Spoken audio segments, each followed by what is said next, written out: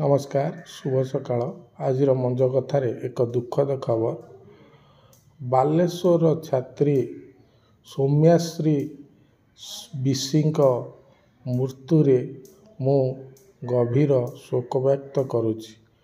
यही भौणी जनक जड़े साहसी सचोट संग्रामी एवं उच्चकोटीर कलाकार सहित सर्वसंपन्न गुणा छात्री थिले।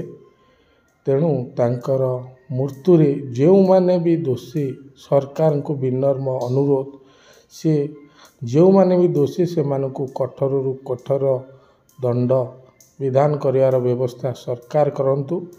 एथि सहित ईश्वर को निकट में पुनर्बार आउ थे मुझे संग्रामी साहसी भौणी तांको अमर आत्मार सद्गति कामना करुच्ची। तांको परिवार को शक्ति साहस धैर्य दियंतु। तांको बापा माँ को एभली लड़ुआ झियो जन्म देइथुवारु सारा ओडिशा आज गर्वित। ईश्वर तांको अमर आत्मार सद्गति कामना करंतु। धन्यवाद। नमस्कार।